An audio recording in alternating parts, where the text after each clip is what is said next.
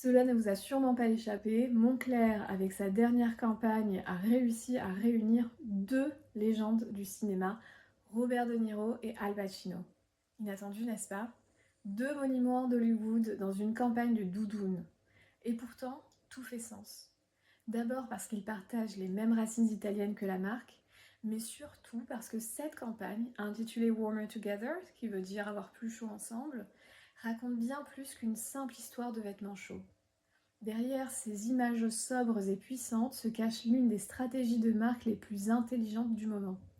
Et aujourd'hui, on va décoder ensemble comment Moncler a transformé un vêtement technique d'alpiniste en un symbole culturel du luxe.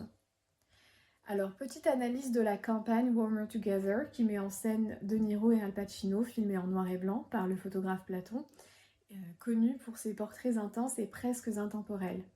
Dans cette campagne vidéo, il n'y a pas d'artifice, pas de couleurs, pas de décor extravagant. Juste deux hommes, leurs expressions, leurs rires et leur complicité.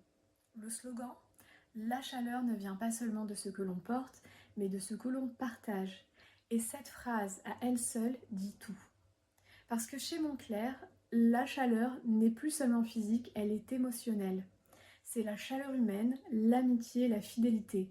Et là, la marque touche à quelque chose de beaucoup plus fort que la performance. C'est l'attachement émotionnel. Et bien sûr, ce n'est pas un hasard si la campagne met en avant deux icônes du cinéma respectées, intemporelles et charismatiques. En psychologie, on appelle ça l'effet d'association. Quand une marque s'associe à une figure admirée, elle transfère une partie de ce prestige sur elle-même. Et ici, Moncler hérite symboliquement du sérieux, de la longévité et du charisme de Robert De Niro et Al Pacino. Deux acteurs qui, comme la marque, ont su rester fidèles à leurs racines tout en restant modernes. Et le résultat est magistral. On a un storytelling profondément humain, authentique, cinématographique, loin du glamour habituel du luxe. Et qu'est-ce que cache cette campagne en termes de biais cognitifs?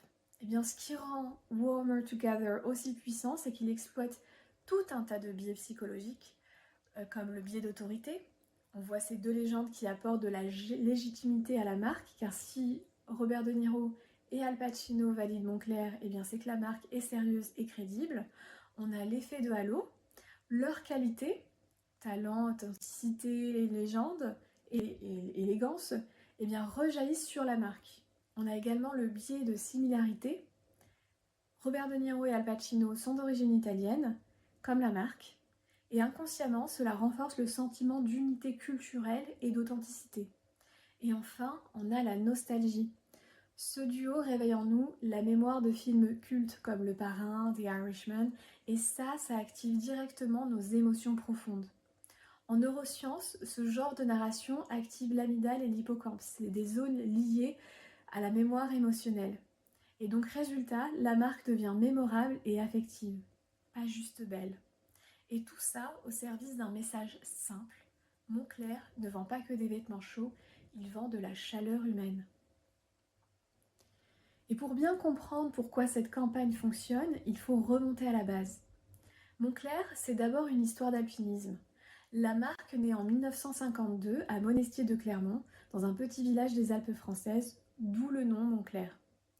Et à l'origine, la marque fabrique du matériel pour les expéditions en montagne. C'est en 1968 qu'elle équipe l'équipe de ski français aux Jeux Olympiques de Grenoble, et son ADN est donc basé sur la performance, la protection, la résistance aux éléments. Mais dans les années 90, la marque décline, elle devient ringarde, trop technique, presque un peu trop fonctionnelle. Jusqu'à l'arrivée d'un homme, Remo Ruffini, en 2003. Et Remo Ruffini, c'est un visionnaire. Lorsqu'il achète et rachète Moncler, il ne cherche pas à tout effacer, mais il cherche à révéler le potentiel culturel caché dans la marque. Sa stratégie, supprimer les lignes bas de gamme, recentrer sur la qualité, la rareté et le style, et faire du vêtement technique un symbole de statut. En clair, vendre de la performance, mais avec émotion et désirabilité. Et c'est ce qu'on appelle un repositionnement d'identité. Moncler ne change pas ce qu'il est, il change la façon dont il se raconte. Et si Moncler cartonne aujourd'hui, c'est parce qu'elle maîtrise parfaitement la psychologie du consommateur moderne. Porter une doudoune Moncler, ce n'est pas juste se protéger du froid, c'est montrer une appartenance à une élite cool, urbaine et qui a confiance en elle. Et la marque joue sur des biais émotionnels forts, comme la rareté avec des quantités limitées, ou la preuve sociale avec des stars, des collabs, voire avec l'effet de halo, avec le luxe et l'authenticité.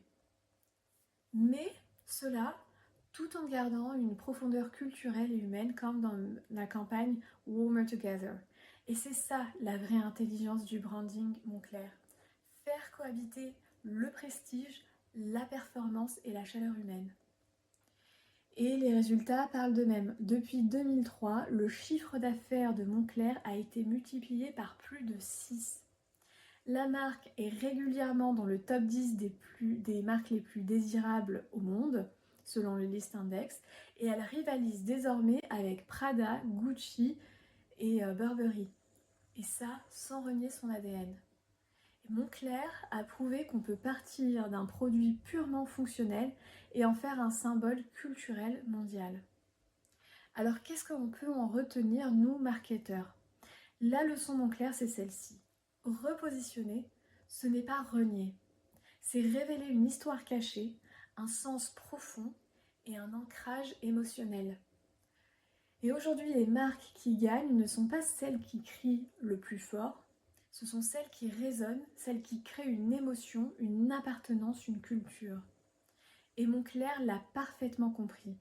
Avec la campagne Warmer Together, elle nous rappelle qu'au fond, le luxe, ce n'est pas seulement ce qu'on porte, c'est ce qu'on ressent. Et voilà, c'est la fin de cet épisode. Si cette analyse t'a plu, laisse un petit like, abonne-toi à la chaîne et dis-moi en commentaire quelle marque veux-tu que j'analyse la prochaine fois. À bientôt!